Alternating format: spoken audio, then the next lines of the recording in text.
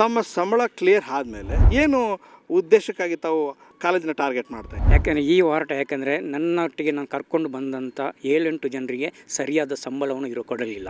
ಸಂಸ್ಥೆಯನ್ನು ನಾನು ಮುಚ್ಚಬೇಕು, ಅದು ಮಾಡಬೇಕೇನು. ಅಲ್ಲಿ ಬೋಪಣ್ಣ ರುಕ್ಮಿಣಿ ಅವರಿಂದಾಗಿ ಈ ಅವ್ಯವಹಾರ ನಡೀತಿರುತ್ತೆ. 3 ತಿಂಗಳು ದುಡಿಸುವುದು, ಆನಂತರ ಸಂಬಳ ಇವತ್ತು ಕೊಡ್ತಾನೆ ನಾಳೆ ಕೊಡ್ತಾನೆ ಅಂತ ಹೇಳುವಾಗ ಕ್ರಮೇಣ ಪ್ರತಿಯೊಬ್ಬರು ಬಿಟ್ಟು ಹೋಗ್ತಾರೆ. ಆವಾಗ ಇವರಿಗೆ ಆ ಉಳಿದ 3 ತಿಂಗಳ ಸಂಬಳ ಇವರಿಗೆ ಉಳಿತದೆ, ನಾವು ಎಲ್ಲಿಯಾದರೂ ಸೇರಿಕೊಳ್ತೇವೆ. ಇದು ಅವರ ಮೂಲ ಉದ್ದೇಶನಾಗಿ. ರುಕ್ಮಿಣಿ ಮೇಡಮ್ ಅವರು ನಿಮ್ಮನ್ನ ಪ್ರೀತಿಯಿಂದ ಅಣ್ಣ ಅಂತ ಕರೆದು ಚೆನ್ನಾಗಿ ನಿಮ್ಗೆ ನೋಡಿಕೊಂಡು ಎಲ್ಲ ಮಾಡಿದ್ರಂತೆ, ತಾವು ಯಾಕೆ ಅವ್ರನ್ನ ಟಾರ್ಗೆಟ್ ಮಾಡ್ತೀವಿ? ದೇ ರುಕ್ಮಿಣಿ ಅಣ್ಣನ ಎಂಬ ಭಾವನೆಯನ್ನು ಇಟ್ಕೊಂಡಿದ್ದಾರೆ. ಅದೇ ಆಫೀಸ್ ಅಡ್ಮಿನ್ ಅಥವಾ ಕ್ಲರ್ಕ್ ಆಗಿರುವಂಥ ನವ್ಯಶ್ರೀಯನ್ನು ಮತ್ತು ನನಗೆ ಅವರು ಯಾಕೆ ಪರ್ಸನಲ್ ಆಗಿ ಬೆಲೆ ಕಟ್ಟಿದ್ದು. ನಾನೊಂದು 50 ಕೋಟಿ ಮಾನನಷ್ಟ ಅದನ್ನು ಉಡ್ಬೋದು ನಾನು ಮತ್ತು ನವ್ಯಶ್ರೀ ಮೇಡಮು. ಹಾಗಾದ್ರೆ ಇವರ ಪರಿಸ್ಥಿತಿ ಇಲ್ಲಿಗೆ ಮುಟ್ಬೋದು ಸರ್. ನಾನು ಬೆಳಿಗ್ಗೆ 4:30ರಿಂದ ರಾತ್ರಿ 11:30 ಗಂಟೆ ಆಗುತ್ತೆ ನಾನು ಮಲಗುವಾಗ. 10ನೇ ತಾರೀಕಿಗೆ ಅವರು ಸ್ಯಾಲ್ರಿ ಹಾಕಿದಾರಾ? ಇಲ್ಲಿ ನಾವು ಪೊಲೀಸ್ ಕಂಪ್ಲೇಂಟ್ ಕೊಟ್ಟರೆ ನೀವು ಅಲ್ಲಿ ಹೋಗಿ ಲಂಚ ಕೊಟ್ಟ ಕೇಸನ್ನು ಮುಚ್ಚಿಸಿದಿರಿ. ಇಲ್ಲಿ ನಾನು ಯಾಕೆ ಹೋರಾಟ ಮಾಡ್ತಾಯಿದ್ದೆ, ನಾನು ಕರ್ಕೊಂಡು ಬಂದಂಥ ಪ್ರತಿಯೊಂದು ಸ್ಟಾಫಿಗೆ ನೀವು ಅವರ ಸ್ಯಾಲ್ರಿನ ಕಂಪ್ಲೀಟ್ ಕೊಟ್ಟುಬಿಡಿ. 8 ಜನಕ್ಕೆ ಸ್ಯಾಲ್ರಿ ಕ್ಲಿಯರ್ ಮಾಡಿದ್ರೆ ನಿಮಗೂ ಆ ಸಂಸ್ಥೆಗೂ ಇನ್ನೂ ಸಂಬಂಧನೇ ಇಲ್ಲ ಅಂತೀರಿ ತಾವು. ನೀವು ಹೆಲ್ಪ್ ಮಾಡ್ಬೋದು ಅಂತ ಕೇಳುವಾಗ ನಾವು ಹೆಲ್ಪ್ ಮಾಡಲಿಕ್ಕೆ ರೆಡಿ ಇದ್ದೇವೆ. ಗೋಪಣ್ಣಗೂ ರುಕ್ಮಿಣಿಗೂ ಏನು ಸಂಬಂಧ ಅಂತ. ಅಲ್ಲಿ ಯಾವುದೇ ಪೂಜೆ ಪುರಸ್ಕಾರ ಆಗುವಾಗ ಅಲ್ಲಿ ಇವರು ಗಂಡ ಹೆಂಡತಿಯಾಗಿ ಕೂತ್ಕೊಳ್ತಾರೆ. ನಿಜವಾಗಿ ಹಿಂದೂ ಸಂಪ್ರದಾಯ ಪ್ರಕಾರ ಅವರು ಕೂತ್ಕೊಳ್ಳುವಾಗೆ ಇಲ್ಲ ಸರ್. ಸತ್ತು ಸಂಹಾರ ಪೂಜೆ ಅಂತೆಲ್ಲ ಅನಾಚಾರ ಎಲ್ಲ ನಡೀತಿದೆ ಸರ್. ಇವರು ಮಕ್ಕಳಿಗೆ ಸರಿಯಾದ ಊಟವೆಲ್ಲ ಸರಿಯಾಗಿ ಕೊಡದ ಕಾರಣ, ಸರಿಯಾದ ಎಜುಕೇಷನ್ ಕೊಡದೇ ಇದ್ದ ಕಾರಣ 3 ಮಕ್ಕಳು ಬಿಟ್ಟು ಹೋದರು ಸರ್. ಒಂದು ಹೆಣ್ಣುಮಗು ಅಲ್ಲಿಂದ ಓಡಿ ಹೋಗಿದೆ. ಅಲ್ಲಿ ಯಾವುದೇ CC ಕ್ಯಾಮರಾವೂ ಇಲ್ಲ ಮತ್ತು ಸೆಕ್ಯೂರಿಟಿಯೂ ಇಲ್ಲ. ಇವತ್ತು ಸಂಬಳ ಕೊಡಿ ಅಂತ ಹೇಳ್ತಿದ್ದೀರಿ, ಒಂದು ಕಡೆ ನೀವೇ ನಷ್ಟದಲ್ಲಿದ್ದೀರಿ ಅಂತ ಹೇಳ್ತೀರಿ. ಒಂದಿಷ್ಟು ಕಾಲಾವಕಾಶ ಕೊಡ್ಬೋದಲ್ಲ ತಾವು? ಅಲ್ಲ, ಅದಕ್ಕೆ ನಾನು ಬೇಕಾದಷ್ಟು ಅಮೌಂಟನ್ನು ಇಟ್ಕೊಂಡಿದ್ದೇನೆ. ನಾನು ಲಾಸ್ ಆದರೂ ನಡೆಸ್ಕೊಂಡು ಹೋಗ್ತೇನೆ ಅಂತೇಳಿ ಅವರಿಗೆ ನಾವು ಇನ್ನೂ ಇಂಕ್ರಿಮೆಂಟ್ ಮಾಡಿ ಅದು ಮಾಡಿ ಅಂತ ನಾವು ಯಾವುದೇ ಹೇಳಿಲ್ಲ ಸರ್. ಸಂಬಳ ಕೊಡಲ್ಲ, ಮುಂದೆ ಯಾವ ರೀತಿ ಹೋರಾಟ ಮಾಡ್ತೀವಿ? DDPO ಅವರಿಗೆ ಒಂದು ಕಂಪ್ಲೇಂಟ್ ಕೊಡ್ತೇವೆ. ನೆಕ್ಸ್ಟ್ PU ಬೋರ್ಡಿಗೆ ಕಂಪ್ಲೇಂಟ್. ಇದೆಲ್ಲಾದರೆ ನೆಕ್ಸ್ಟ್ ನಾವು ಮಾಡುವ ಒಂದೇ ಲೋಕಾಯುಕ್ತ ಹೋಗ್ತೇವೆ. ವಾಗ್ದೇವಿ PU ಕಾಲೇಜಿನಲ್ಲಿ ಏನೂ ಕೂಡ ಸರಿ ಇಲ್ಲ. ಅಲ್ಲಿನ ಸಿಬ್ಬಂದಿ ವರ್ಗಕ್ಕೆ ಸಂಬಳವನ್ನು ಕೊಡುತ್ತಿಲ್ಲ. ಸಾಕಷ್ಟು ಬಾರಿ ಅಲ್ಲಿನ ಸಿಬ್ಬಂದಿ ವರ್ಗದವರು ಒಂದಿಷ್ಟು ಆರೋಪವನ್ನು ಕೂಡ ಮಾಡ್ತಿದ್ರು. ಇನ್ನು ಅದೇ ಸಂಸ್ಥೆಯಲ್ಲಿ ಅದೇ ಕಾಲೇಜಿನಲ್ಲಿ ಲ್ಯಾಬ್ ಅಸಿಸ್ಟೆಂಟ್ ಆಗಿ ವರ್ಕ್ ಮಾಡ್ತಿದ್ದಂತಹ ಮೋಹನ್ ಕೆ ಅವ್ರಿಗೂ ಕೂಡ ಒಂದಿಷ್ಟು ದಿನಗಳ ಕೆಲ ಸಂಬಳ ಆಗಿರಲಿಲ್ಲ. ನಂತರ ಅವ್ರಿಗೆ ಕ್ಲಿಯರ್ ಮಾಡ್ತಕ್ಕಂಥ ಕೆಲಸವನ್ನು ಕಾಲೇಜಿನ ಆಡಳಿತ ಮಂಡಳಿ ಕೂಡ ಮಾಡಿದೆ. ಆದರೂ ಕೂಡ ಒಂದಿಷ್ಟು ಆರೋಪಗಳನ್ನ ಮಾಡುವಂತಹ ನಿಟ್ಟಿನಲ್ಲಿ ಮೋಹನ್ ಕೆ ಅವರು ನಿರತರಾಗಿದ್ದಾರೆ. ಏನಾದ ಆರೋಪನ ಜೊತೆ ಮಾತಾಡಲಿಕ್ಕೆ ಸ್ವತಃ ಮೋಹನ್ ಕೆ ಇದ್ದಾರೆ, ಅವ್ರನ್ನ ಮಾತಾಡಿಸ್ತೀನಿ.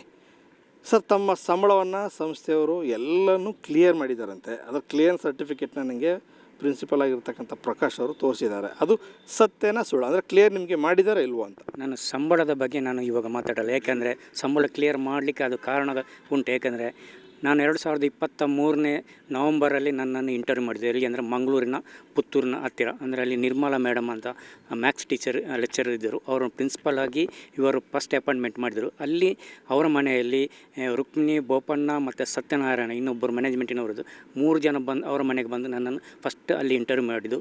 ಇಂಟರ್ವ್ಯೂ ಮಾಡುವಾಗ ನಾನು ಅವರ ಹತ್ರ ಫಸ್ಟ್ ಆಫ್ ಕೇಳಿದೆ, ನಾನು ಇಷ್ಟು ಒಳ್ಳೆಯ ಸಂಸ್ಥೆಯನ್ನು ಬಿಟ್ಟು ಬರುವಾಗ ನನ್ನನ್ನು ನಡು ನೀರಲ್ಲಿ ಕೈ ಬಿಡಬಾರ್ದು ಅಂತೇಳಿ ನಾನು ಪಕ್ಕ ಹೇಳಿದ್ದೇನೆ. ಯಾಕಂದರೆ ನಾನು ನನ್ನ ಮಕ್ಕಳ ಭವಿಷ್ಯದ ದೃಷ್ಟಿಯಿಂದ ನಿಮ್ಮ ಕಡೆ ಬರ್ತಾ ಇದ್ದೇನೆ ಅಂತೇಳಿ ಹೇಳಿದ್ದೇನೆ. ಮುಂದೆ ನನಗೆ ಅದು ಮೋಸ ವಂಚನೆ ಆಗಬಾರ್ದು ಅಂತ ಹೇಳಿದ್ದೇನೆ. ನನಗೆ ರೂಲ್ಸ್ ಪ್ರಕಾರ ಅಂದರೆ ನನಗೆ 15 CL 30 EL ನನಗೆ ಸಿಗಲೇಬೇಕು. ಯಾಕಂದರೆ ಸಿಕ್ಕಿದರೆ ನೀವು ಅದು ಕನ್ಫರ್ಮ್ ಮಾಡಿದ ನಂತರನೇ ನಾನು ಡ್ಯೂಟಿ ಜಾಯಿನ್ ಆಗ್ತೇನೆ ಅಂತೇಳಿ ಹೇಳಿದ್ದೇನೆ. ಹಾಗೆ ನಾನು 2023 ಡಿಸೆಂಬರಲ್ಲಿ ನಾನು ಲ್ಯಾಬ್ಗೆ ಮೆಜರ್ಮೆಂಟ್ ಟೇಬಲ್ ಸೆಟ್ಟಿಂಗ್ ಮಾಡಲಿಕ್ಕೆ ಅಂತೇಳಿ ಬಂದದಕ್ಕೆ ಅವತ್ತೇ ಪೇಮೆಂಟ್ ಮಾಡಿದೆ. 2-3 ಸಲ ಬಂದಿದೆ. ಆನಂತರ ನಾನು 2024 ಏಪ್ರಿಲ್ 1ನೇ ತಾರೀಕು 3ನೇ ತಾರೀಕು ನಾನು ಜಾಯಿನ್ ಆದಾಗ ನಮಗೆ ಅಲ್ಲಿ ಜಾಬ್ ಆಫರ್ ಲೆಟ್ರ್ ಕೊಟ್ಟಿದ್ದಾರೆ. ಅದರಲ್ಲಿ ಫಸ್ಟ್ ನಾನು ಅಪಾಯಿಂಟ್ಮೆಂಟ್ ಮಾಡಿದ್ದು ಲ್ಯಾಬ್ ಅಸಿಸ್ಟೆಂಟ್ ಆಗಿ. ನಂತರ ಕ್ರಮೇಣ ಅವರು ಅಗ್ರಿಮೆಂಟ್ ಮಾಡುವಾಗ ನನಗೆ ಅಲ್ಲಿ ವಾರ್ಡನ್ ಕೆಲಸ ಮಾಡಿದರು, ಕ್ಯಾಂಪಸ್ ಸೂಪರ್ವೈಸರು ಮಾಡಿದರು. ಆದರೆ ನೆಕ್ಸ್ಟ್ ಅಲ್ಲಿ ಎಲೆಕ್ಟ್ರಿಕಲ್ ಮತ್ತು ಪ್ಲಂಬಿಂಗ್ ವಿಷಯದ ಪ್ರತಿಯೊಂದು ಮೇಂಟೈನ್ ಮಾಡಲಿಕ್ಕೆ ಅವರು ಮೇಂಟೈನ್ ಮಾಡಿಕೊಂಡು ಹೋಗಲಿಕ್ಕೆ ಹೇಳಿದರು. ಆಯಿತು, ನಾನು ನೋಡಿದೆ. ಆದರೆ ನಾನು ಲ್ಯಾಬ್ ಅಸಿಸ್ಟೆಂಟ್ ಆಗಿ ಇರುವಾಗ ಒಂದು ಲ್ಯಾಬಿಗೆ 12,000ದಾಗಿ 3 ಲ್ಯಾಬಿಗೆ 3 ಜನ ತಗೊಳ್ಳುವ 36,000 ರೂಪಾಯಿ ಆಗ್ತದೆ. ಅದು ಕಡಿಮೆ ಪಕ್ಷ. ಆದರೆ ಅಟ್ಲೀಸ್ಟ್ ಎಕ್ಸ್ಪೀರಿಯನ್ಸ್ ಇದ್ದವರಿಗೆ ಒಂದು ಲ್ಯಾಬಿಗೆ 15,000 ಸ್ಯಾಲ್ರಿ ಇದೆ. ಹಾಗೆ 3 ಲ್ಯಾಬಿಗೆ ಅವು 45,000 ಪ್ಲಸ್ ಅವರು ಹಾಕಿದ ಪ್ಲ್ಯಾನಿಂಗ್ ಪ್ರಕಾರ ವಾರ್ಡನಿಗೆ ಎಕ್ಸ್ಟ್ರಾ 15,000 ಕೊಡ್ಬೋದು. ಆಗ ಅಲ್ಲಿ 60,000 ಆಗ್ತದೆ. ಈ 35,000ದಲ್ಲಿ ಇವನನ್ನು ಮ್ಯಾನೇಜ್ ಮಾಡಿಕೊಂಡು ಹೋಗ್ಬೋದು ಅಂತೇಳಿ ಅವ್ರು ಹೇಳಿದ್ದಕ್ಕೆ ನಾನು ಒಪ್ಪಿಕೊಂಡಿದ್ದೆ ಸರ್. ಸಂಬಳ ನನಗೆ ಸ್ಯಾಲ್ರಿಯನ್ನು ಬಿಟ್ಟರೆ ಮತ್ತು ನನಗೆ ಯಾವುದೇ ಇದಕ್ಕೆ ನನಗೆ ಸ್ಯಾಲ್ರಿ ಎಕ್ಸ್ಟ್ರಾ ಅಮೌಂಟ್ ಏನು ಕೊಡಲಿಲ್ಲ. ಈಗ ಪರ್ ಡೇ 200+ ಏನೋ ಸಮಥಿಂಗ್ ಹೇಳಿದ್ರು ಅವರು, ತುಂಬ ಜಾಸ್ತಿನೇ ಕೊಟ್ಟಿದ್ವಿ ಅವರಿಗೆ ಅಂತ. ಇಷ್ಟು ಕಾನೂನು ಪ್ರಕಾರ ನನಗೆ ಎಷ್ಟು ಸ್ಯಾಲ್ರಿ ಬೇಕು ಅದನ್ನು ಮಾತ್ರ ಕೊಟ್ಟಿದ್ದಾರೆ ಹೊರತು ಅದಕ್ಕೆ ಎಕ್ಸ್ಟ್ರಾ ಪೇಮೆಂಟ್ ಏನು ಕೊಟ್ಟಿಲ್ಲ. ಓಕೆ, ಈಗ ತಮ್ಮ ಸಂಬಳ ಕ್ಲಿಯರ್ ಆದಮೇಲೆ ನಿಮ್ಮದೇನು ಮತ್ತೆ ಏನು ಉದ್ದೇಶಕ್ಕಾಗಿ ತಾವು ಕಾಲೇಜಿನ ಟಾರ್ಗೆಟ್ ಮಾಡ್ತಾ ಇದ್ದೀರಿ? ನೋಡಿ, ನಮಗೆ ಸಂಬಳ ಅವರು ಅಗ್ರಿಮೆಂಟಿನ ಪ್ರಕಾರ ಪ್ರತಿ ತಿಂಗಳ 7ನೇ ತಾರೀಕು ಕೊಡ್ತೇನೆ ಅಂತ ಹೇಳಿದರು, ಕೊಡಲಿಲ್ಲ. ಅವ್ರು ಫಸ್ಟಿಗೆ ನಮಗೆ 15ನೇ ತಾರೀಕು ಕೊಟ್ಟರು, ಆನಂತರ ಅದು 25, ಈಗ ದಿನ ಹೋಗ್ತಾ ಬಂತು. ಆವಾಗ ನಮಗೆ ಸಮಸ್ಯೆ ಬರುವಾಗ ನಾನು 2 ಸಲ ಲೆಟ್ರ್ ಕೊಟ್ಟ ನಂತರ ನನಗೆ ಸ್ಯಾಲ್ರಿ ಹಾಕಿದ್ದು. ಅದಕ್ಕೆ ಮೊದಲು ಅವರು ಕೊಡ್ತಿಲ್ಲ, ಯಾಕಂದರೆ 2 ತಿಂಗಳು ಡಿಲೇ ಆಗಿತ್ತು. ಯಾಕಂದರೆ ನಮಗೆ ನಮ್ಮ ಮನೆಯಲ್ಲಿ ಫ್ಯಾಮಿಲಿ ಇದೆ, ಮಕ್ಕಳಿದೆ, ಮತ್ತು ದಿನಸ್ ಐಟಮ್ನೆಲ್ಲ ತರಬೇಕು, ಅಮೌಂಟ್ ಬೇಕು. ನಾವು ಇದನ್ನೇ ನಂಬಿವ, ನನಗೆ ಎಕ್ಸ್ಟ್ರಾ ಏನು ಇನ್ಕಮ್ ಏನಿರಲಿಲ್ಲ. ನಾನು ಆರೋಪ ಮಾಡಿದೆ ಹೇಗೆ ಅಂದರೆ, ಇವಾಗ ನನಗೆ ಆದ ಅನ್ಯಾಯವನ್ನು ಇನ್ನೊಬ್ಬರಿಗೆ ಆಗಬಾರ್ದು. ಆ ಒಂದು ದೃಷ್ಟಿಯಿಂದ ಅವರು ಅಂದರೆ ಸಂಸ್ಥೆಯನ್ನು ನಾನು ಮುಚ್ಚಬೇಕು, ಅದು ಮಾಡಬೇಕೇನಿಲ್ಲ. ಅಲ್ಲಿ ಬೋಪಣ್ಣ ರುಕ್ಮಿಣಿ ಅವರಿಂದಾಗಿ ಈ ಅವ್ಯವಹಾರ ನಡೀತಿರೋದೆ. ಅಂದರೆ ಅವ್ರು ಮಾಡಿದ ಕರ್ಮ ಅವರೇ ಅನುಭವಿಸ್ತಾರೆ. ಅವ್ರು ಏನೇ ಈ ಕಾನೂನು ಬಾಹಿರವಾಗಿ ಕೆಲಸ ಮಾಡಿದರೆ ಅವರೇ ಸಿಕ್ಕಾಕೋತಾರೆ. ತಮ್ಗೆ ಯಾಕೆ ಬೇಕು ಅದು ಅಂತ, ಆ ಹೋರಾಟ ತಮ್ಗೆ ಯಾಕೆ ಬೇಕು ಅಂತ? ಯಾಕೆಂದರೆ ಈ ಹೋರಾಟ ಯಾಕೆಂದರೆ ನನ್ನೊಟ್ಟಿಗೆ ನಾನು ಕರ್ಕೊಂಡು ಬಂದಂಥ 7-8 ಜನರಿಗೆ ಸರಿಯಾದ ಸಂಬಳವನ್ನು ಕೊಡಲಿಲ್ಲ. ಯಾಕೆಂದರೆ ಅವರೇ ನನ್ನನ್ನು ಇಂಟರ್ವ್ಯೂ ಮಾಡುವಾಗ ಅವರೇ ಹೇಳಿದರು, ಯಾರು ರುಕ್ಮಿಣಿ ಮೇಡಮ್, ಮಂಗಳೂರಿಂದ ಟೀಚರ್ಸ್ ಮತ್ತು ಸ್ಟಾಫ್ ಮತ್ತು ನಾನ್ ಟೀಚಿಂಗ್ ಅಡಿಗೆಯವ್ರನ್ನ ಕರ್ಕೊಂಡು ಬನ್ನಿ, ಯಾಕೆಂದರೆ ಇಲ್ಲಿಯವರ ಮೇಲೆ ನನಗೆ ನಂಬಿಕೆ ಇಲ್ಲ ಅಂತೇಳಿ ಅದೇ ರುಕ್ಮಿಣಿ ಮೇಡಮ್, ಬೋಪಣ್ಣ ಮತ್ತು ಇನ್ನೊಬ್ಬರು ಅದು ಮ್ಯಾನೇಜ್ಮೆಂಟಲ್ಲಿ ಡೈರೆಕ್ಟರ್ ಆಗಿದ್ದ ಸತ್ಯನಾರಾಯಣ ಸಹ ಇದ್ದರು. ಆವಾಗ ಮಂಗಳೂರಿನ ಆಗ ನಾನು ಇವರನ್ನೆಲ್ಲ ಕರ್ಕೊಂಡು ಬಂದ ಸರ್. ಯಾಕಂದರೆ ಕರ್ಕೊಂಡು ಬಂದ ನಂತರ ಅವರಿಗೆ ಪಕ್ಕ ಹೇಳಿದ ಟೈಮ್ಗೆ ಸ್ಯಾಲ್ರಿ ಕೊಡದಿದ್ದಾರೆ, ಅದು ಫಸ್ಟ್ ಅವ್ರು ಕೇಳೋದು ಯಾರು, ಕರ್ಕೊಂಡು ಬಂದಂತ ನನ್ನನ್ನು ಕೇಳೋದು. ಅದಕ್ಕೆ ನನಗೆ ಸಂಬಳ ಕೊಡುವಾಗ ಸಹ ಅಷ್ಟೇ, ಅವರು ನಾನು ತಂದೆಗೆ ಹುಷಾರಿಲ್ಲದ ಕಾರಣ 2 ಸಲ ಪ್ರೆಷರ್ ಹಾಕಿದ ನಂತರ ನನಗೆ ಕೊಡೋದು. ಯಾಕಂದರೆ 3 ತಿಂಗಳು ದುಡಿಸುವುದು, ಆನಂತರ ಸಂಬಳ ಇವತ್ತು ಕೊಡ್ತಾನೆ ನಾಳೆ ಕೊಡ್ತಾನೆ ಅಂತ ಹೇಳುವಾಗ ನಮಗೆ ಆಗ ಮನೆಯಲ್ಲಿ ಒತ್ತಡ ಇರುವ ಕಾರಣ ನಾವು ಆಗ ಕ್ರಮೇಣ ಪ್ರತಿಯೊಬ್ಬರು ಬಿಟ್ಟು ಹೋಗ್ತಾರೆ. ಆವಾಗ ಇವರಿಗೆ ಆ ಉಳಿದ 3 ತಿಂಗಳ ಸಂಬಳ ಇವರಿಗೆ ಉಳಿತದೆ, ನಾವು ಎಲ್ಲಿಯಾದರೂ ಸೇರಿಕೊಳ್ತೇವೆ. ಇದು ಅವರ ಮೂಲ ಉದ್ದೇಶನಾಗಿ. ಯಾಕಂದರೆ ನಾನು 1 ವರ್ಷ 2 ತಿಂಗಳಲ್ಲಿ ನಾನು ಎಷ್ಟೋ ಜನ ಅಲ್ಲಿ ಬಂದು ಬಿಟ್ಟು ಹೋದನ್ನು ನೋಡಿದ್ದೇನೆ ಸರ್. ತಮ್ಮ ಸಂಬಳ ಡ್ಯಾಮಿನೇಟ್ ಮಾಡ್ತೀರಿ, ಅದು ತಮ್ಮ ಸಂಬಳ ಕ್ಲಿಯರ್ ಮಾಡಿದ್ದಾರೆ. ನೀವು ಏನು ಹೋರಾಟ ಮಾಡ್ತೀರಿ ಅಂದರೆ, ನೀವು ಕರ್ಕೊಬಂದಿರತಕ್ಕಂಥ ಸಿಬ್ಬಂದಿಯವ್ರದ್ದು ಅವ್ರು ಸಂಬಳ ಕೊಟ್ಟಿಲ್ಲ ಅಂದರೆ ಸಂಸ್ಥೆನ ಕೇಳ್ತೆ ನಿಮ್ಗೆ ಕೇಳ್ತಾ ಇದ್ದಾರೆ ಎಲ್ಲ ಅವರು ಯಾಕಂದರೆ 2-3 ಸಲ ಫೋನ್ ಮಾಡಿ ಕೇಳಿದ್ದು ನನ್ನ ಹತ್ರನೇ, ನೀವು ಅವ್ರ ಹತ್ರ ಕೇಳಿ ನಮಗೆ ಸಂಬಳ ಹಾಕ್ಸಿ ಕೊಡಿ ಅಂತೇಳಿ. ಉದಾಹರಣೆಗೆ ಈಗ ಸಂಬಳವನ್ನು ತೆಕ್ಕೊಂಡು ಹೋದರಲ್ಲಿ ಅಲ್ಲಿ ಅಡುಗೆಯವರು ಮಾತ್ರ, ಯಾರು ವಿಶ್ವನಾಥ್ ಅಂತ ಹೇಳಿ, ಅದು ಸಹ ಅವರು 1,45,000 ತೆಕ್ಕೊಂಡು ಹೋಗಲಿಕ್ಕೆ ಕಾರಣ ಯಾರೆಂದರೆ ಇದೇ ರುಕ್ಮಿಣಿ ಮೇಡಮ್. ಯಾಕಂದರೆ ಅವರು ಬಡ್ಡಿ ವ್ಯವಹಾರದಲ್ಲಿ ತೊಡಗಿಕೊಂಡಿದ್ರು. ಯಾರು ರುಕ್ಮಿಣಿ ಮೇಡಮ್. ಯಾಕಂದರೆ ಸಂಬಳ ಕೊಡಲಿಕ್ಕಾಗಲಿ, ಕನ್ಸ್ಟ್ರಕ್ಷನ್ ಮಾಡಲಿಕ್ಕಾಗಲಿ ಅಲ್ಲಿ ಅಮೌಂಟ್ ಸಾಲದಿದ್ದಾಗ ಅವರು ಬಡ್ಡಿಯ ವ್ಯವಹಾರವನ್ನು ಮಾಡಿಕೊಂಡು ಈ ಅಡುಗೆಯವರಾಗಿರುವಂಥ ವಿಶ್ವನಾಥರ ಹತ್ರ 2 ಲಕ್ಷ ಇಸ್ಕೊಂಡಿದ್ದರು. ಅವರದ್ದು ಇದನ್ನು ಮಾಡಲಿಕ್ಕೋಸ್ಕರ, ಅವರು ಸೆಟಲ್ಮೆಂಟ್ ಮಾಡಲಿಕ್ಕೋಸ್ಕರ ಪ್ರಿನ್ಸಿಪಾಲ್ ಆಗಿರುವ ಪ್ರಕಾಶ್ ಸರ್ ಹತ್ರನೇ ಸುಳ್ಳು ಹೇಳಿ, ವಿಶ್ವನಾಥರ ಹತ್ರ ಸುಳ್ಳು ಹೇಳಿಸಿ, ನಿಮ್ಮ ಅಕ್ಕನ ಮಗಳಿಗೆ ಫೀಸ್ ಕಟ್ಟಲಿಕ್ಕೆ ಉಂಟು ಅಂತೇಳಿ ಹಣವನ್ನು ನೀವು ಇಸ್ಕೊಂಡು ಹೋಗಬೇಕು, ಆನಂತರ ನೀವು ಅಲ್ಲಿ ತಗೊಂಡೋಗಿ 15 ಲಕ್ಷ ಅಮೌಂಟನ್ನು ಬಡ್ಡಿಗೆ ತರಬೇಕಂತ ಹೇಳಿ ಪ್ಲ್ಯಾನಿಂಗ್ ಹಾಕಿ ಕೊಟ್ಟದ್ದೇ ಇದೇ ರುಕ್ಮಿಣಿ ಮೇಡಮು. ಹೊರತು ವಿಶ್ವನಾಥರ ಇದರಲ್ಲಿ ಕೈವಾಡ ಇಲ್ಲ. ಅದಕ್ಕೆ ಅವರು 1,45,000 ಪ್ರಕಾಶ್ ಸರ್ ಇವರ ಅಕೌಂಟಿಗೆ ಹಾಕಿದೆ. ಇವರ ಅಕೌಂಟ್ ಡೈರೆಕ್ಟ್ ಹಾಕಲಿಲ್ಲ, ಬಡ್ಡಿಯ ವ್ಯವಹಾರವನ್ನು ಮಾಡಿಕೊಂಡಿರುವಂಥವರ ಕೈಗೆ, ಅವರ ಅಕೌಂಟಿಗೆ ಹಾಕಿದ್ದು. ಅದರಲ್ಲಿ ಏನಂದರೆ ಇವರ ಸಂಬಳ 3 ತಿಂಗಳದ್ದು ಎಷ್ಟು ಸಂಬಳ ಬೇಕೋ ಆ ಸಂಬಳವನ್ನು ಇಸ್ಕೊಂಡು ಉಳಿದ 45,000 ರಿಟರ್ನ್ ಮಾಡಿದ್ದಾರೆ ಸರ್. ಸರ್, ಈಗ ತಾವು ಲ್ಯಾಬ್ ಅಸಿಸ್ಟೆಂಟಾಗಿ ಕಾಲೇಜಲ್ಲಿ ಕೆಲಸ ಮಾಡುವಂಥ ಸಂದರ್ಭದಲ್ಲಿ ಅಲ್ಲಿನ ಕಾಲೇಜಿನ ಮುಖ್ಯಸ್ಥರು ರುಕ್ಮಿಣಿ ಮೇಡಮ್ ಅವರು ನಿಮ್ಮನ್ನ ಪ್ರೀತಿಯಿಂದ ಅಣ್ಣ ಅಂತ ಕರೆದು ಚೆನ್ನಾಗಿ ನಿಮ್ಗೆ ನೋಡಿಕೊಂಡು ಎಲ್ಲ ಮಾಡಿದ್ರಂತೆ. ತಾವು ಯಾಕೆ ಅವ್ರನ್ನ ಟಾರ್ಗೆಟ್ ಮಾಡ್ತಿದ್ದೀರಿ? ನೋಡಿ, ಅವರು ನನ್ನನ್ನು ಅಣ್ಣ ಅಂತ ಕರೆದಿರ್ಬೋದು. ಯಾಕಂದರೆ ಅವರು ಕೊಟ್ಟಿರುವ ಜವಾಬ್ದಾರಿಯನ್ನು, ಅವರು ಕೊಟ್ಟಿರುವಂಥ ಯಾವುದೇ ಕೆಲಸದಲ್ಲಿ ನಾನು ಅವರಿಗೆ ಮೋಸ ವಂಚನೆ ಮಾಡದೇ ಇರುವ ಕಾರಣ ಅವರು ನನ್ನ ಪ್ರೀತಿಯಿಂದ ಅಣ್ಣ ಅಂತ ಕರೆದಿರ್ಬೋದು, ಒಪ್ಪಿಕೊಳ್ಳುತ್ತೇನೆ. ಅದೇ ರುಕ್ಮಿಣಿ ಅಣ್ಣನ ಎಂಬ ಭಾವನೆಯನ್ನು ಇಟ್ಕೊಂಡಿದ್ದಾರೆ.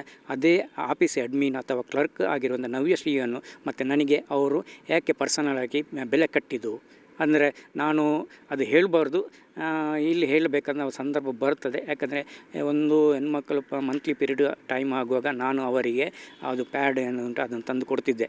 ಅವರು ಯಾವುದೇ ರೀತಿ ಡೈರೆಕ್ಟಾಗಿ ಇರ್ತಿರ್ಲಿಲ್ಲ. ಅವರು ವಾಟ್ಸಪ್ ಅವರು ನನ್ನನ್ನು ಸಣ್ಣ ಅಂತ ಕರೆದಿದ್ದರು. ಯಾಕಂದರೆ ಅವರು ನಾನು ಮತ್ತು ಇಂದ್ರಪ್ರಸ್ಥದಲ್ಲಿ 2 ವರ್ಷ ವರ್ಕ್ ಮಾಡಿದವರು. ಅಲ್ಲಿಂದ ಒಟ್ಟಿಗೆ ನಾವು ಈಚೆ ಬಿಟ್ಟು ಬಂದ ನಂತರ ನಾನು ಅವರನ್ನು ಇಲ್ಲಿಯೇ ಮೀಟ್ ಆದದ್ದು ಹೊರತು ಬೇರೆ ಎಲ್ಲಿಯೂ ನಾನು ಅವ್ರು ಮೀಟ್ ಆಗಲಿಲ್ಲ. ಆವಾಗ ಅವರ ಅಣ್ಣನ ದೃಷ್ಟಿಯಿಂದ ನನ್ನ ಹತ್ರ ಇಂಥದ್ದು ಹೀಗೆ ತಂದು ಕೊಡ್ಬಾರ್ದು ಹೇಳಿದೆ.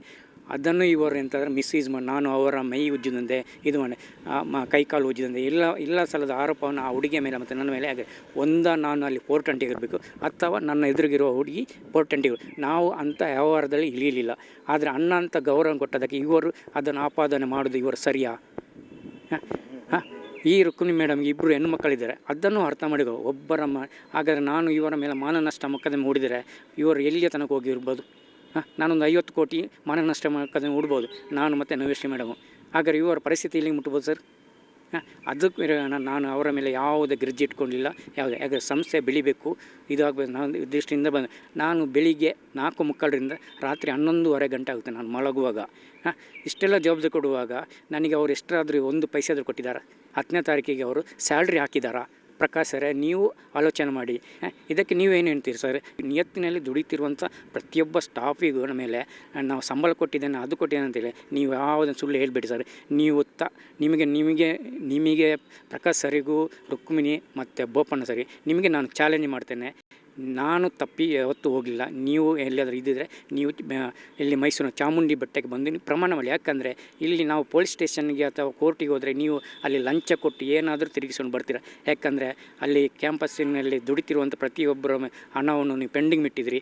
ಅವರು ಪೊಲೀಸ್ ಕಂಪ್ಲೇಂಟ್ ಕೊಟ್ಟರೆ ನೀವು ಅಲ್ಲಿ ಹೋಗಿ ಲಂಚ ಕೊಟ್ಟು ಆ ಕೇಸನ್ನು ಮುಚ್ಚಿಸಿದಿರಿ. 1-2 ಸಲ ರುಕ್ಮಿಣಿ ಮೇಡಮು ಮುಚ್ಚಿಸಿದರೆ ಲಾಸ್ಟ್ನೇ POPನವರನ್ನು ಕೆಲಸದ ಅಮೌಂಟ್ ಕೇಳಲಿಕ್ಕೆ ಹೋದ ಕಂಪ್ಲೇಂಟ್ ಕೊಟ್ಟಾಗ ಅದಕ್ಕೆ ನೀವು ಇಂಪ್ಲುಯೆನ್ಸ್ ಮಾಡಿ ಆ ಕೇಸನ್ನು ಮುಚ್ಚಿಸಿ ಬಿಟ್ಟಿದ್ರಿ ಸರ್. ಇದಕ್ಕೆ ನೀವೇನು ಹೇಳ್ತೀರಿ ಸರ್? ಈಗ ಅವರು ಲಕ್ಷಾಂತರ ರೂಪಾಯಿ ಲಂಚ ಕೊಟ್ಟು ಎಲ್ಲನೂ ಮುಚ್ಚಿಸ್ತಿದ್ದಾರೆ ಅಂತ ತಾವು ಹೇಳ್ತಾ ಇದ್ದೀರಿ. ಈಗ DDP ಮೇನ್ ಬೋರ್ಡ್ಗೆ ಅವರು ಲಂಚ ಕೊಡುವಷ್ಟು ಶಕ್ತರಿದ್ದಾರೆ ಅಂತಂದರೆ ಇಲ್ಲಿ ಅಮಾಯಕರು ಕೆಲಸ ಮಾಡೋದಲ್ವಾ? ಅವರು ಸಂಬಳನ ಕ್ಲಿಯರ್ ಮಾಡಿಬಿಡ್ಬೋದಲ್ಲ ಸರ್? ಅದೇ ನಾನು ಹೇಳೋದು. ಅವರು ಲಂಚ ಕೊಡುವ ಬದಲು ಇಲ್ಲಿದ್ದ ವರ್ಕರ್ಗಳಿಗೆ ಸಂಬಳ ಕೊಟ್ಟರೆ ಯಾವುದೇ ಸಮಸ್ಯೆ ಉದ್ಭವ ಆಗ್ತಿಲ್ಲ, ಕ್ಯಾಂಪಸ್ ಇಂಪ್ರೂವ್ಮೆಂಟ್ ಆಗ್ತಿತ್ತು, ಎಲ್ಲ ಆಗ್ತಿತ್ತು. ಏನು ದಡ್ತನ ಅವ್ರದ್ದು ಹೇಗೆ ಅಂತ ಇಲ್ಲಿವ್ರಿಗೆ ಅನ್ಯಾಯ ಮಾಡಿ ಯಾರಿಗೂ ಲಂಚ ಕೊಟ್ಟರೆ ಹೆಂಗೆ ಅದು? ಏನು? ಯಾಕಂದರೆ ಅವರು ಇವರ ಯಾವುದು ಪ್ರೆಸ್ಟೇಜಿಗೆ ರಿಮಾರ್ಕ್ ಬರಬಾರ್ದಂತೇಳಿ ಓಕೆ. ಈಗ ಪ್ರಿನ್ಸಿಪಲ್ ಪ್ರಕಾಶ್ ಹೇಳ್ತಾರೆ ವಾಗ್ದೇವಿ PU ಕಾಲೇಜನ್ನ ಮುಚ್ಚಲೇಬೇಕು ಅಂತೇಳಿ ಮೋಹನ್ ಅವರು ಹೋರಾಟ ಮಾಡ್ತಾಯಿದ್ದಾರೆ, ಟಾರ್ಗೆಟ್ ಮಾಡ್ತಾಯಿದ್ದಾರೆ. ಒಬ್ಬ ಹೆಣ್ಮಗಳಿಗೆ ಇಷ್ಟೊಂದು ಅವರು ಅವಮಾನಿಸ್ತಾ ಇದ್ದಾರೆ, ಜೊತೆಗೆ ಕಿರುಕುಳ ಕೊಡ್ತಾ ಇದ್ದಾರೆ ಈ ರೀತಿ ಸ್ಟೇಟ್ಮೆಂಟ್ಗಳು ಕೊಡೋ ಮೂಲಕ ಅಂಥೇಳಿ ತುಂಬಾ ಅಳಲನ್ನ ವ್ಯಕ್ತಪಡಿಸ್ತಾ ಇದ್ದಾರೆ. ಏನು ಸಂಸ್ಥೆ ಮುಚ್ಚಿಸ್ಬೇಕಾತಾವು? ಸರ್ ನೋಡಿ, ನಾನು ಉಪ್ಪಿನಂಗಡಿ ಇಂದ್ರಪ್ರಸ್ಥ PU ಕಾಲೇಜಲ್ಲಿ ವರ್ಕ್ ಮಾಡಿದ ನಂತರ ಅಲ್ಲಿಗೆ ಬಂದು ಆ ಕಾಲೇಜನ್ನು ಇಂಪ್ರೂವ್ಮೆಂಟ್ ಮಾಡಲಿಕ್ಕೆ ಹೊರತು ನಾನು ಅದನ್ನು ಮುಚ್ಚಿಸ್ಲಿಕ್ಕೆ ಅಂತ ಬಂದಲ್ಲ. ಯಾಕಂದರೆ ಇವರಿಗೆ ಬೆನ್ನೆಲುಬಾಗಿ ನಿಂತದ್ದು ಒಂದು ನಾನು ಮತ್ತೊಂದು ನವ್ಯಶ್ರೀ ಆಫೀಸ್ ಅಡ್ಮಿನ್ ಬಿಟ್ಟರೆ ಬೇರೆ ಯಾರೂ ಇರಲಿಲ್ಲ. ಯಾಕಂದರೆ ಬೆಳಿಗ್ಗೆಯಿಂದ ನಾವು ಸಂಜೆವರೆಗೆ ನಿಯತ್ತಿನ ದುಡಿದವರು ನಾವು ಇಬ್ಬರು ಮಾತ್ರ. ಉಳಿದ ಸ್ಟಾಫಿನ ಬಗ್ಗೆ ನಾನು ಏನು ಹೇಳೋದಿಲ್ಲ. ಆದರೆ ಅಲ್ಲಿ ಟ್ರಸ್ಟಿಯಾಗಿರುವಂಥ ಬೋಪಣ್ಣ ಸಮೇತ ಅಲ್ಲಿ ಹೆಸರಿಗೆ ಮಾತ್ರ ಹೊರತು ಇಲ್ಲಿ ಏನಾದರೂ ಹೆಚ್ಚು ಕಮ್ಮಿ ಆದರೆ ಅಲ್ಲಿ ಜವಾಬ್ದಾರಿ ತಗೊಂಡು ಇದ್ದು ವರ್ಕ್ ಮಾಡಿದ್ದು ನಾನು ಮತ್ತು ನವ್ಯಶ್ರೀ. ನಾವು ಯಾಕೆ ಸರ್ ಮುಚ್ಚಬೇಕು? ಸಂಸ್ಥೆ ಟಾರ್ಗೆಟ್ ಮಾಡ್ತಾ ಇಲ್ಲ, ಕಾಲೇಜ್ ಮುಚ್ಚಬೇಕು ಅಂತ ತಮ್ಮ ಹೋರಾಟ ಇಲ್ಲ. ಇಲ್ಲಿ ನಾನು ಯಾಕೆ ಹೋರಾಟ ಮಾಡ್ತಾಯಿದ್ದೆ, ನಾನು ಕರ್ಕೊಂಡು ಬಂದಂಥ ಪ್ರತಿಯೊಂದು ಸ್ಟಾಫಿಗೆ ನೀವು ದುಡ್ದು ಅವರು ರಾತ್ರಿ ಆಗಲು ದುಡಿದಿದ್ದಾರೆ ಅವರ ಸ್ಯಾಲ್ರಿನ ಕಂಪ್ಲೀಟ್ ಕೊಟ್ಟುಬಿಡಿ. ಇಲ್ಲಿ ನೀವು ಇದು ಕಂಪ್ಲೀಟ್ ಮಾಡಿದರೆ ನಾನು ನೆಕ್ಸ್ಟ್ DDPಗೂ ಮಾಡ್ತೇನೆ, ನೆಕ್ಸ್ಟ್ PU ಬೋರ್ಡಿಗೆ ಕಂಪ್ಲೀಟ್ ಕೊಡ್ತೇನೆ. ತಪ್ಪಿದರೆ ನೆಕ್ಸ್ಟ್ ಲೋಕಾಯುಕ್ತಕ್ಕೂ ಕಂಪ್ಲೀಟ್ ಕೊಡಲಿಕ್ಕೆ ನಾನು ಹಿಂಜರಿಯುವುದಿಲ್ಲ. ಯಾಕಂದರೆ ದುಡ್ದ ಪ್ರತಿಯೊಬ್ಬರು, ಅದು ಮಂಗಳೂರು ಟೀಮ್ ಇರ್ಬೋದು, ಇಲ್ಲ ಲೋಕಲ್ಸ್ ಟೀಚರ್ಸ್ ಇರ್ಬೋದು, ಅಲ್ಲ ಅಲ್ಲಿ ಕೂಲಿ ಕೆಲಸ ಮಾಡುವವರು ಪ್ರತಿಯೊಬ್ಬರದ್ದು ನೀವು ಸ್ಯಾಲ್ರಿ ಸೆಟಲ್ಮೆಂಟ್ ಮಾಡಿ. ನನಗೆ ಯಾವುದೇ ದ್ವೇಷ ಇಲ್ಲ, ಅದನ್ನು ಮುಚ್ಚಲಿಕ್ಕೆ ನಾನು ನೋಡುವುದಿಲ್ಲ. ಯಾಕಂದರೆ ಸೂರ್ಯಚಂದ್ರ ಇರೋ ಆ ಸಂಸ್ಥೆ ಬೆಳಗಲೇಬೇಕು, ಅದರ ಹೆಸರು ಇನ್ನಷ್ಟು ಬೆಳೆದುಕೊಂಡು ಹೋಗಲೇಬೇಕಂತ ಆಸೆ ನನ್ನ ಹತ್ರನೇ ಇರೋದು ಸರ್. ಎಷ್ಟು ಜನ ಸಿಬ್ಬಂದಿ ವರ್ಗದವ್ರನ್ನ ಅಪಾಯಿಂಟ್ ಮಾಡಿಸಿದ್ರಿ ತಾವು? ನಾವು ಕಡಿಮೆ ಪಕ್ಷ ನಾನು 8 ಜನರನ್ನಾಗಿದೆ. ಒಂದು ನನ್ನ ಜೊತೆಗೆ ಬಂದು ನವ್ಯ ಮೇಡಮು, ಮತ್ತು PC physics lecture Reeta, biology lecture Aishwarya, ಮತ್ತು ಅಡಿಗೆಯವರಾದ ವಿಶ್ವನಾಥ್, ಅವರ ಅಸಿಸ್ಟೆಂಟ್ ಆಗಿರುವ ನವೀನ್, ಆನಂತರ ಡ್ರೈವರ್ ಕಮ್ ಅಟೆಂಡರ್ ಆಗಿರುವ ಸಚಿನ್, ಇಷ್ಟನ್ನು ನಾವು ಕರ್ಕೊಂಡು ಬಂದಿದ್ದೇವೆ. 8 ಜನಕ್ಕೆ ಸ್ಯಾಲ್ರಿ ಕ್ಲಿಯರ್ ಮಾಡಿದ್ರೆ ನಿಮಗೂ ಆ ಸಂಸ್ಥೆಗೂ ಇನ್ನೂ ಸಂಬಂಧನೇ ಇಲ್ಲ ಅಂತೀರಿ ತಾವು?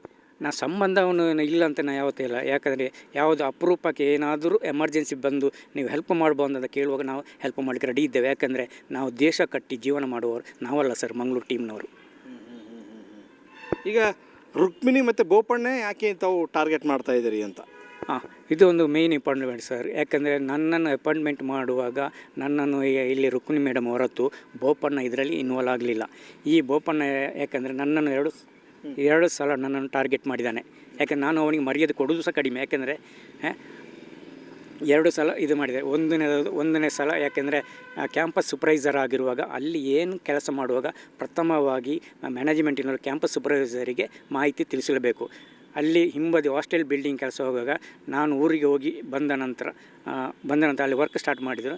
ಆ ಟೈಮಲ್ಲಿ ಅಡಿಗೆಯವರಾಗಿರೋ ವಿಶ್ವನಾಥರು ಊರಿಗೆ ಹೋದ ನಂತರ ಹೋಗಿ ಬರುವಾಗ ಅವರು ಮನೆಯಿಂದ ಬರುವಾಗ ಲೇಟ್ ಆಯಿತು. ಆ ಸಂದರ್ಭದಲ್ಲಿ ನಾನು ಅಲ್ಲಿ ಕ್ಯಾಂಪಸ್ಸಲ್ಲಿದೆ.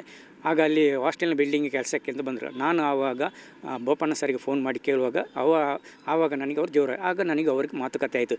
ಯಾಕಂದರೆ ಕೆಲಸದವರಿಗೆ ಬಂದು ಕೂತ್ಕೊಂಡ್ರೆ ಅಲ್ಲಿ ಲಾಸ್ ಆಗೋದು ಯಾರಿಗೆ? ನಮಗೆ. ಅದಕ್ಕೆ ನಾವು ಅವ್ರಿಗೆ ಏನು ವರ್ಕ್ ಕೊಡಬೇಕಂತ ಹೇಳುವಾಗ ಅದಕ್ಕೆ ನಿಮಗೆ ಯಾಕೆ ಅಂತೇಳಿ ಅಲ್ಲಿ ಒಂದು ಸಲ ನನ್ನನ್ನು ಟಾರ್ಗೆಟ್ ಮಾಡಿದೆ. 2ನೇ ಸಲ POP ಕೆಲಸದವರು ಕೆಲಸ ಮಾಡುವ ಸಂದರ್ಭದಲ್ಲಿ ಅಲ್ಲಿ ವಹಿಸ್ಕೊಟ್ಟದ್ದು ಯಾರಂದರೆ ರುಕ್ಮಿಣಿ ಮೇಡಮ್. ಈ ಮನುಷ್ಯ ಅಲ್ಲಿಗೆ ಎಂಟ್ರಿ ಆಗಿರಲಿಲ್ಲ. ಈ ಮನುಷ್ಯ ಅಲ್ಲಿ ಎಂಟ್ರಿ ಆದದ್ದು ಯಾವಾಗಂದರೆ ಲಾಸ್ಟ್ ಮೂಮೆಂಟ್, ಅಂದರೆ ಅವರ ಸೆಟ್ಲ್ಮೆಂಟ್ ಆಗುವಾಗ ಅಲ್ಲಿ 65,000 ಪೆಂಡಿಂಗ್ ಇತ್ತು. ಆವಾಗ ಈ ಬೋಪಣ್ಣ ಎಂಟ್ರಿ ಆದ. ಆವಾಗ ಈ ಸಂಬಳವನ್ನು ಕೊಡೋದಕ್ಕೆ ಅವರು POP ಕೆಲಸದವರು ಸ್ಟೇಷನಿಗೆ ಹೋಗಿ ಕಂಪ್ಲೇಂಟ್ ಕೊಟ್ಟರು. ಕಂಪ್ಲೇಂಟ್ ಕೊಡುವಾಗ ಅಲ್ಲಿ ಇನ್ನೊಬ್ಬ ಮುಖಾಂತರ ನನಗೆ ಯಾಕೆ ಸಾಕ್ಷಿ ಹೇಳಲಿಕ್ಕೆ ಅಲ್ಲಿ ಮೆಜರ್ಮೆಂಟ್ ಮಾಡುವ ನಾನು ಮತ್ತು ವಿಶ್ವನಾಥ್ ಅಂತ ಇಬ್ಬರದ್ದು ನೀವು ಅಲ್ಲಿ ಬರಬೇಕು ಆಯ್ತು ಅಂತ. ಆಗ ಡೈರೆಕ್ಟಾಗಿ ನನಗೆ ಸ್ಟೇಷನ್ ಬರಲಿಲ್ಲ, ಇನ್ನೊಬ್ಬರ ಮುಖಾಂತರ ಕ್ಯಾಬ್ ಬಂತು. ಆವಾಗ ಅವ್ರನ್ನ ಫೋನ್ ಮಾಡಿ ಕೇಳಿದರು, ಬೋಪಣ್ಣ ನಿಮಗೆ ಸ್ಟೇಷನಿಂದ ಫೋನ್ ಬಂತಂದು. ಇಲ್ಲ ನನಗೆ ಡೈರೆಕ್ಟಾಗಲಿ ಬಂದಿಲ್ಲ, ಇಂಡೈರೆಕ್ಟ್. ಆವಾಗ ನೀವು ಹೇಳು ತಿನ್ನಲಿಕ್ಕೆ ಹೇಳಿದರೆ ನೀವು ತಿಂತೀರ. ಆಗ ನಾನು BP ರೇಸ್ ಆಗಿ ಅವನಿಗೆ ಏಕವಚನದಲ್ಲಿ ಬೈದಿದ್ದೇನೆ ಸರ್. ಅಲ್ಲಿಂದ ನಾನು ಅವನಿಗೆ ಮರ್ಯಾದೆ ಕೊಡೋದಿಲ್ಲ. ಯಾಕೆ ನನ್ನನ್ನು ಟಾರ್ಗೆಟ್ ನಿಜವಾಗಿ ಕ್ಯಾಂಪಸ್ ಸೂಪರ್ವೈಸರ್ ಆದನ್ನು ಮ್ಯಾನೇಜ್ಮೆಂಟಿನವರು ಪ್ರತಿಯೊಂದು ವಿಷಯದ ಡಿಸ್ಕಸ್ ಮಾಡಲೇಬೇಕು. ಇಲ್ಲಿ ಇಬ್ಬರು ಕಳ್ಳರಾಗಿ ವರ್ತಿಸಿದ್ರು. ಓಕೆ, ಈಗ ವಾಗ್ದೇವಿ PU ಕಾಲೇಜಿಗೂ ಬೋಪಣ್ಣಗೂ ಏನು ಸಂಬಂಧ, ರುಕ್ಮಿಣಿಗೂ ಬೋಪಣ್ಣಗೂ ಏನು ಸಂಬಂಧ ಅಂತ?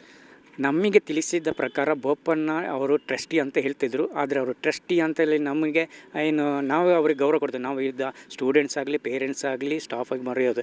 ಆದರೆ ಅವರ ಮಾನ ಮರ್ಯಾದೆ ಹೋಗುವಾಗೆ ಮಾಡಿದ್ದು ಇದೇ ರುಕ್ಮಿಣಿ. ಯಾಕೆಂದರೆ ನಾವು ಅವರ ಹತ್ರ ಏನು ಇದು ಮಾಡ್ತಿರಲಿಲ್ಲ. ಅವರು ನಾನೊಂದು 2 ಸಲ ನಾನು ಅವರ ಬಗ್ಗೆ ದೂರುವಾಗ ನಾನು ಡೈರೆಕ್ಟಾಗಿ ಹೇಳಿದೆ, ಮೇಡಮ್ ಇದು ನನಗೆ ಅಗತ್ಯ ಇಲ್ಲ, ನೀವೇನಿದೆ ನೀವು ಮಾಡಿ ಮಾತಾಡಬೇಕು.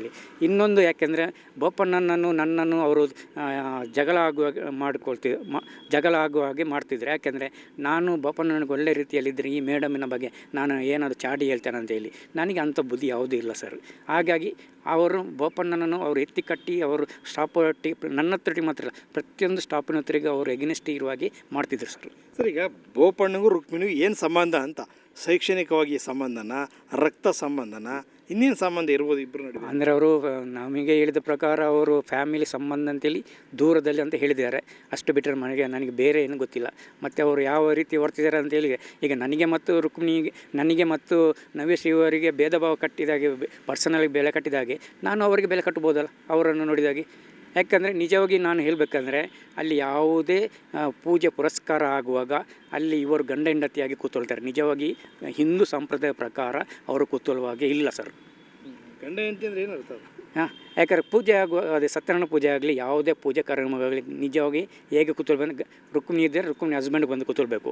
ಇಲ್ಲ ಬೋಪಣ್ಣ ಸಾರ್ ಹತ್ರ ಬೋಪಣ್ಣ ಸಾರ್ ಮಿಸ್ಸಸ್ ಬಂದು ಇವರು ಗಂಡ ಹೆಂಡತಿಯಾಗಿ ಕೂತ್ಕೊಳ್ಳೋದು. ಅದು ಸಹ ಕೆಲವೊಂದೆಲ್ಲ ಪೂಜೆ ಆಗುವಾಗ ಇವರ ಒಳಗಡೆ ಜಗಳ ಆಗೋದು. ಒಬ್ಬರ ಮುಖ ಆಚೆ ಪೂರ್ವ ಆದರೆ ಇನ್ನೊಬ್ಬರ ಮುಖ ಪಶ್ಚಿಮ ಆ ಕಡೆ ತಿರ್ಗಾಡಿ, ಅದೆಲ್ಲ ಅಲ್ಲಿ ಅವರೆಲ್ಲ ಆಗ್ತಿರ್ತದೆ. ಮತ್ತು ಇನ್ನೊಂದು ನಾನು ಮುಖ್ಯವಾಗಿ ಹೇಳಂದರೆ ಅಲ್ಲಿ ಶತ್ರು ಸಂಹಾರ ಪೂಜೆ ಎಲ್ಲ ಅಂತೆಲ್ಲ ಯಾವುದು ಅನಾಚಾರ ಎಲ್ಲ ನಡೀತದೆ ಸರ್. ಅದನ್ನು ಮಾಡಿ ಅದನ್ನು ಬೇಡದನ್ನ ವಸ್ತುವನ್ನು ನಾನು ಮತ್ತು ಅಡಿಗೆ ಸಹಾಯಕರಾಗಿರೋ ನವೀನ್ ಸರೇ ಒಂದು ಸಂಸ್ಥೆ ಮೇಲೆ ನೀವು ದಾಖಲೆ ಹೇಳಿದೇನೆ ಆರೋಪ ಮಾಡ್ತಾ ಇದ್ದಾರೆ, ಅವ್ಯವಹಾರ ಅಂತ ಒಂದು ಪದ ಯೂಸ್ ಮಾಡಿದ್ರಿ. ಈಗ ನೀವು ಸ್ಯಾಲ್ರಿ ವೇತನಕ್ಕಾಗಿ ಹೋರಾಟ ಮಾಡೋಕ್ಕೆ ಆರಂಭ ಮಾಡಿದವರು ಅವ್ಯವಹಾರ ಮತ್ತು ನಡೀತಿರ್ತಕ್ಕಂಥ ಹೋಮ ಹವನಗಳು ಏನೇನೋ ಶತ್ರು ಸಂಹಾರ ಅವೆಲ್ಲ ಯಾಕೆ ಆರೋಪ ಮಾಡ್ತಾಯಿದ್ರಿ?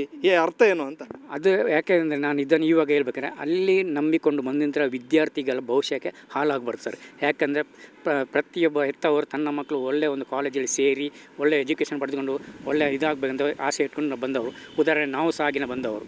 ಹಾಗೆ ಹಾಳಾಗಬಾರ್ದು ಅದಕ್ಕೆ ಇದ್ದದನ್ನು ಇದ್ದಾಗೆ ಹೇಳಿದ ಹೊರತು ಇದರಲ್ಲಿ ನಾನು ಡಾಕ್ಯುಮೆಂಟ್ ಸಮೇತ ಅಲ್ಲಿ ಇದೆ ಸರ್. ಸರ್, ಈಗ ವಾಗ್ದೇವಿ PU ಕಾಲೇಜು ಲಾಭದಲ್ಲಿದೆಯೋ ನಷ್ಟದಲ್ಲಿದೆಯೋ?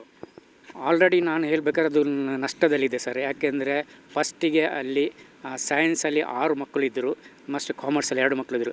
ಇವರು ಮಕ್ಕಳಿಗೆ ಸರಿಯಾದ ತಿಂಡಿ ಅವರ ಊಟವೆಲ್ಲ ಸರಿಯಾಗಿ ಕೊಡದ ಕಾರಣ, ಸರಿಯಾದ ಎಜುಕೇಷನ್ ಕೊಡದಿದ್ದ ಕಾರಣ 3 ಮಕ್ಕಳು ಬಿಟ್ಟು ಹೋದರು ಸರ್. ಆರಾಧನಕ್ಕೆ ಹೋಗಿ ಸೇರಿಕೊಂಡಿದ್ದಾರೆ. ಒಂದು ಹೆಣ್ಣುಮಗು ಅಲ್ಲಿಂದ ಓಡಿ ಹೋಗಿದೆ, ಅಂದರೆ ಲವ್ ಮಾಡಿ ಮದುವೆಯಾಗಿ ಅದು ಎಂತ ಎಲ್ಲ ಆಗಿದೆ, ಅದು ವಿಷಯ ಬೇಡ. ಇದು ಮತ್ತು ಇನ್ನೊಂದು ಅಲ್ಲಿ ಮೇಯ್ನ್ ಫಾಲ್ಟ್ ಎಂದರೆ ಅಲ್ಲಿ ಯಾವುದೇ CC ಕ್ಯಾಮರಾವೂ ಇಲ್ಲ. ಮತ್ತು ಸೆಕ್ಯೂರಿಟಿಯೂ ಇಲ್ಲ. ನಿಜ 2 ಗೇಟ್ ಇರುವಾಗ 2 ಸೆಕ್ಯೂರಿಟಿ ಬೇಕು. ಇದು ಯಾವುದೂ ಇಲ್ಲ ಸರ್. ಅಲ್ಲಿ ವ್ಯವಸ್ಥೆ ಅಸ್ತವ್ಯಸ್ತವೇ ಆಗಿಯೇ ಇದೆ. ಈಗ ತುಂಬ ನಷ್ಟದಲ್ಲಿದೆ ಅಂತೇಳಿ ತಾವೇ ಹೇಳ್ಕೊತಿದ್ರಿ. ಸಂಸ್ಥೆ ನೀವು ಕೂಡ ಇಲ್ಲಿ ಹಣ ಉಂಡಂಥವ್ರು. ಈಗ ಸಂಸ್ಥೆ ಇಷ್ಟು ನರಕದಲ್ಲಿ ಇದೆ, ಸಂಕಷ್ಟದಲ್ಲಿದೆ, ನೀವು ಸಹಾಯ ಮಾಡೋದು ಬಿಟ್ಟು ಸಂಸ್ಥೆ ವಿರುದ್ಧವಾಗಿ ಮಾತನಾಡ್ತಾ ಇದ್ದೀರಲ್ಲ. ಇವತ್ತು ಸಂಬಳ ಕೊಡಿ ಅಂತ ಹೇಳ್ತಿದ್ದೀರಿ, ಒಂದು ಕಡೆ ನೀವೇ ನಷ್ಟದಲ್ಲಿದ್ದೀರಿ ಅಂತ ಹೇಳ್ತೀರಿ. ಒಂದಿಷ್ಟು ಕಾಲಾವಕಾಶ ಕೊಡ್ಬೋದಲ್ಲ ತಾವು? ಯಾಕಂದರೆ ನಾವು ಅವ್ರ ಹತ್ರ ಫಸ್ಟಾಗಿ ಓಪನ್ ಆಗೋಗಲೇ ಇದೆ, ಕಡಿಮೆ ಪಕ್ಷ ಒಂದು 3 ವರ್ಷ ಬೇಕು ಮೇಡಮ್ ನಾವು ಈ ಸಂಸ್ಥೆಯನ್ನು ಬೆಳೀಬೇಕಾರೆ. ಅಲ್ಲ, ಅದಕ್ಕೆ ನಾನು ಬೇಕಾದಷ್ಟು ಅಮೌಂಟನ್ನು ಇಟ್ಕೊಂಡಿದ್ದೇನೆ, ನಾನು ಲಾಸ್ ಆದರೂ ನಡೆಸ್ಕೊಂಡು ಹೋಗ್ತೇನೆ ಅಂತೇಳಿ ಅವರಿದೆ. ಯಾಕಂದರೆ ನಾವು ಅವರಿಗೆ ಪ್ರತಿಯೊಂದು ವಿಷಯದಲ್ಲಿ ನಾವು ಅವ್ರಿಗೆ ಹೆಲ್ಪ್ ಮಾಡಿಕೊಂಡು ಬಂದೆ. ನಾನು ಮಾತ್ರ ಅಲ್ಲ, ನವ್ಯ ಮೇಡಮ್ ಇರ್ಬೋದು, ಉಳಿದ ಸ್ಟಾಫು ಪ್ರತಿಯೊಬ್ಬರು ಹೆಲ್ಪ್ ಮಾಡಿಕೊಂಡು ಹೋಗಿದೆ ಸರ್. ನಾವೇನು ಅವರು ನಷ್ಟದಲ್ಲಿ ಇದು ಮಾಡಿಕೊಂಡು ಹೋಗಿದ್ದಾರೆ ಅಂತೇಳಿ ಅವರಿಗೆ ನಾವು ಇನ್ನೂ ಇಂಕ್ರಿಮೆಂಟ್ ಮಾಡಿ ಅದು ಮಾಡಿ ಅಂತ ನಾವು ಯಾವುದೇ ಹೇಳಿಲ್ಲ ಸರ್. ಸರ್, ಈಗ ಏನು ತಮಗೆ ಸಹಾಯ ಮಾಡಿದ್ರೆ, ಅವರು ಏನು ಪರಿಹಾರವನ್ನು ಕೊಟ್ಟರೆ ಈ ಹೋರಾಟದಿಂದ ಸರಿತೀರ ತಾವು? ಸರ್, ನನಗೆ ಏನು ಇದರಲ್ಲಿ ಅವರು ಲಂಚ ಅದು ಯಾವುದು ಕೂಡ ಅಲ್ಲಿ ದುಡಿಕೆ ಬಂದಂಥ ಪ್ರತಿಯೊಬ್ಬ ಸ್ಟಾಫಿಗೂ ಅವ್ರದ್ದು ಎಷ್ಟು ದುಡಿದಿದ್ದಾರೆ ಅವರ ಸಂಬಳ ಅವರು ಕ್ಲಿಯರಾಗಿ ಮಾಡಿಕೊಟ್ರೆ ನಾನು ಖುಷಿಯಲ್ಲಿರ್ತೇನೆ ಸರ್. ಈಗ ಸಂಬಳ ಕೊಡಿ ಅಂತ ಹೇಳ್ತಾ ಇರೋದು 3 ಮತ್ತೊಂದು 3 ಜನ ಹುಡುಗರು, ನೀವೊಬ್ಬರು, ನಿಮ್ಮದು ಕ್ಲಿಯರ್ ಆಗಿದೆ. ಬರೀ 3 ಜನ ಹೋರಾಟ ಮಾಡ್ತಾ ಇರೋದು ನಮಗೆ ಸಂಬಳ ಕೊಡಿ ಅಂತೇಳಿ. ಬೇರೆ ಯಾರು ಕೂಡ ಓಪನ್ ಆಗಿ ನಮ್ಮ ಸಂಬಳ ಕೊಡಿ ಅಂತೇಳಿ ಯಾರು ಕೇಳಲಿಕ್ಕೆ ಬರ್ತಾ ಇಲ್ಲ. ಇದರ ಅರ್ಥ ಏನು? ನಿಮ್ಮಲ್ಲಿ ಒಗ್ಗಟ್ಟಿದೆಯಾ? ಈ ಸಿಬ್ಬಂದಿ ವರ್ಗದ ನಡುವೆ ಒಗ್ಗಟ್ಟಿದೆಯಾ ಅಂತ? ನಮ್ಮ ಸಿಬ್ಬಂದಿ ನಾವು ಮಂಗಳೂರು ಟೀಮ್ನಲ್ಲಿ ಪ್ರತಿಯೊಬ್ಬರ ಒಗ್ಗಟ್ಟಿದೆ. ಯಾಕಂದರೆ ಲೇಡೀಸ್ ಮುಂದೆ ಯಾಕೆ ಬರೋದ್ರಿಂದಲೇ ಅವರು ಎಲ್ಲಿಯಾದರೂ ಟಿ ವಿಯಲ್ಲಿ ಬಂದರೆ ನಮಗೆ ಮುಂದೆ ಏನಾದರೂ ಇದಾಗುತ್ತೆ, ಮುಜುಗರ ಆಗ್ತದೆ ಅಂತ ಇದ್ದಷ್ಟಿಂದ ಅವರು ಬರೋದಿಲ್ಲ. ಯಾಕಂದರೆ ಅವರು ಮೇನ್ ಹೇಳಿದ್ರೆ ನಾನು ಕರ್ಕೊಂಡು ಬಂದರೆ ನೀವು ಅದಕ್ಕೆ ವ್ಯವಸ್ಥೆ ಮಾಡಿಕೊಡಿ ಅಂತೇಳಿ ಹೇಳ್ತಿದ್ದಾರೆ ಹೊರತು ಇದು ನೋಡಿ. ಮತ್ತು ಅವರು ಕಾಲ್ ಮಾಡುವಾಗ ಕಾಲ್ ರಿಸೀವ್ ಮಾಡೋದಿಲ್ಲ. ಒಬ್ಬ ವಾಗ್ದೇವಿ PU ಕಾಲೇಜಿನ ಸಂಚಾಲಕರು ಅಥವಾ ಅಧ್ಯಕ್ಷರು ಆಗಿರುವಂಥ ರುಕ್ಮಿಣಿ ಮೇಡಮು ಸ್ಟಾಫು ಕಾಲ್ ಮಾಡುವಾಗ ಅವರು ರಿಸೀವ್ ಮಾಡಲೇಬೇಕು. ನಾನು ಎಷ್ಟು ಸಲ ಅವರಿಗೆ ಕಾಲ್ ಮಾಡಿಲ್ಲ, ಒಂದು ಸಲ ಅವರು ಕಾಲ್ ರಿಸೀವ್ ಮಾಡಿದ್ದಾರೆ ಇಲ್ಲ. ನಿನ್ನೆ ಅಡುಗೆ ಸಹಾಯಕರಾಗಿರೋ ನವೀನ್ ಮತ್ತು ಸಚಿನ್ ಅವರು ನಿನ್ನೆ ಫೋನ್ ಮಾಡಿದ್ದಾರಂತೆ ಆಫೀಸಿಂದ ಫೋನ್ ರಿಸೀವ್ ಮಾಡಲಿಲ್ಲ, ಯಾವುದೇ ರಿಪ್ಲೈ ಬರೋದಿಲ್ಲ ಸರ್. ಈಗ ಸಂಬಳ ಕೊಡಲ್ಲ ಸರ್ ಅವರು ಇರೋದನ್ನ ಹೇಳಿದ್ದಾರೆ, ಹಿಂಗೆ ಆಗಿದೆ ಅಂತ ಹೇಳಿದ್ದಾರೆ, ಸಂಬಳ ಕೊಡಲ್ಲ. ಮುಂದೆ ಯಾವ ರೀತಿ ಹೋರಾಟ ಮಾಡ್ತೀವಿ ನೋಡಿ? ನಾವು ನೆಕ್ಸ್ಟ್ DDPO ಅವರಿಗೆ ಒಂದು ಕಂಪ್ಲೇಂಟ್ ಕೊಡ್ತೇವೆ, ನೆಕ್ಸ್ಟ್ PU ಬೋರ್ಡಿಗೆ ಕಂಪ್ಲೇಂಟ್. ಇದರಲ್ಲಾದರೆ ನೆಕ್ಸ್ಟ್ ನಾವು ಮಾಡುವ ಒಂದೇ ಲೋಕಾಯುಕ್ತ ಹೋಗ್ತೇವೆ. ಅಲ್ಲಿ ಆಗಿದ್ರೆ ನಾವು ಯಾವ ಜಾಗಕ್ಕೆ ಹರಕೆ ಇರಬೇಕೋ ಅದು ಹರಕೆ ಹೇಳ್ತೇವೆ. ಅದರಲ್ಲಿ ಅವರು ಆ ದೇವರೇ ಅವರ ಅಂತಿಮ ತೀರ್ಮಾನ ತಗೊಳ್ತಾರೆ. ಇಷ್ಟು ತಮ್ಮ ಹೋರಾಟದ ಹಾದಿ ಅಂತ ಮಾಡ್ತೀರಿ ತಾವು. ಅವರು ಸಮಸ್ಯೆಗಳನ್ನ ಬಗೆಹರಿಸಬೇಕು.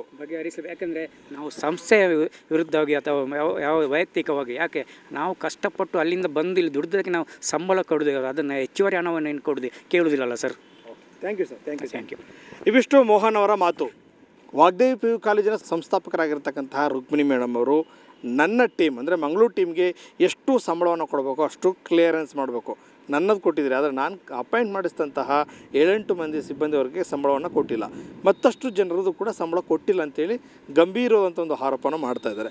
ಈ ಸಂಬಳವನ್ನು ಕ್ಲಿಯರ್ ಮಾಡದೇ ಹೋದಂತಹ ಸಂದರ್ಭದಲ್ಲಿ ನಾನು DDPO ಮತ್ತು PU ಬೋರ್ಡು ಸೇರಿದಂತೆ ಲೋಕಾಯುಕ್ತಕ್ಕೆ ನಾನು ನಿಮ್ಮ ವಿರುದ್ಧ ಅಂದರೆ ಸಂಸ್ಥೆ ವಿರುದ್ಧ ಕಾನೂನು ಹೋರಾಟದ ಸಮರವನ್ನು ನಾನು ಸಾರ್ತೇನೆ ಅಂತೇಳಿ ಮೋಹನ್ ಕೆ ಅವರು ಈ ವಾಗ್ದೇವಿ PU ಕಾಲೇಜಿನ ಸಂಸ್ಥಾಪಕರಾಗಿರ್ತಕ್ಕಂತಹ ರುಕ್ಮಿಣಿ ಮೇಡಮ್ ಅವರಿಗೆ ಎಚ್ಚರಿಸಿದ್ದಾರೆ. ಕ್ಯಾಮ್ರಾ ಪರ್ಸನ್ ನಂದನ್ ಜೊತೆ ಮಹೇಶ್ ಕೆ ಬೇ, press news Kannada, Mysuru. Press news Kannada, ಇದು ನಿಮ್ಮ ನ್ಯೂಸ್.